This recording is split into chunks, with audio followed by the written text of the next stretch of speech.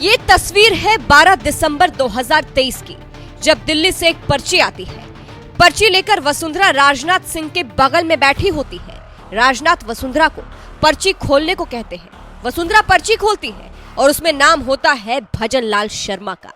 वसुंधरा को तब समझ आ गया था कि उनका पत्ता कट चुका है। एक पर्ची से राजस्थान में खेला हो जाता है, क्योंकि पहले से वसुंधरा के सीएम बनने की खबरें थी। तो आखिर किसके कहने पर यह खेला हुआ, किसके कहने पर दिल्ली से राजस्थान की सियासत बदली गई? आज इसी बात का खुलासा हुआ है। दरअसल राजस्थान की राजधानी जयपुर में बालाजी गौशाला संस्थान सालासर के सानिध्य में विद्याधर नगर स्टेडियम में श्री राम कथा के दिव्य कार्यक्रम का आयोजन किया जा रहा है। बता दें, इस श्री राम कथा का नेतृत्व भारत के प्रसिद्ध जगत गुरु राम भद्राचार्य कर रहे हैं। इस कार्यक्रम में राजस्थान के सीएम भजन लाल शर्मा भी पहुंचे, जहां उन्होंने राम भद्राचार्य से आशीर्वाद प्राप्त किया। इसी कार्यक्रम में बड़ा खुलासा हुआ, जहां कथा के दौरान राम भद्राचार्य ने सीएम भजन लाल शर्मा से कहा, मैं आपके शपथ ग्रहण समारोह में भी आया था, जब इस बात की चर्चा चल रही थी कि राजस्थान की बागडोर किसे दी जाए, तो मैंने ऊपर वालों को संकेत दिया था कि इस बार राजस्थान की सत्ता ब्राह्मण को दी जाए। लोगों ने कहा वसुंधरा नाराज होंगी, फिर मैंने उनसे कहा कि उनके ही मुख से कहलवा देते हैं।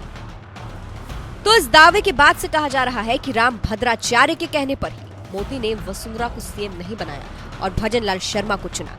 अब इसी की चर्चा चारों तरफ हो रही है। कहा जा रहा है कि राम भद्राचार्य की ही वजह से सीएम वसुंधरा राजे का पत्ता कट गया।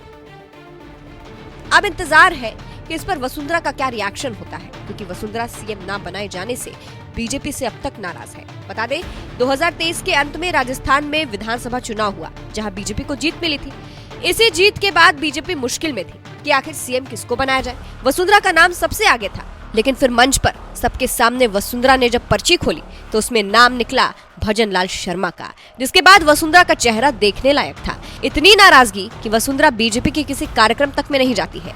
फिलहाल आपको बता दें, सीएम भजन लाल शर्मा ने सोशल मीडिया प्लेटफॉर्म एक्स पर राम भद्राचार्य के साथ की तस्वीर को पोस्ट भी किया है और लिखा है, श्री बालाजी गौशाला संस्थान सालासर के सानिध्य में विद्याधर नगर स्टेडियम आयोजन समिति जयपुर द्वारा आयोजित श्री राम कथा के दिव्य कार्यक्रम में सहभागिता करने का सौभाग्य प्राप्त हुआ।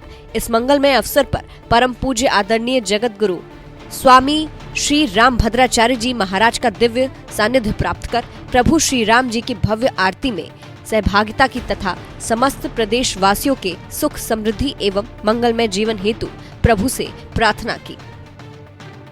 अब बात करें वसुंधरा की, तो फिलहाल वसुंधरा के नाम पर फिर से मोदी मुश्किलों में है, क्योंकि कहा जा रहा है आरएसएस बीजेपी का राष्ट्रीय अध्यक्ष वसुंधरा को बनाना चाहता है, लेकिन मोदी ऐसा नहीं चाहते। इस बात पर फिलहाल आरएसएस बीजेपी में जंग का माहौल है और अब तक क्लियर नहीं हो पाया है कि आखिर किसे राष्ट्रीय अध्यक्ष बनाया जाएगा।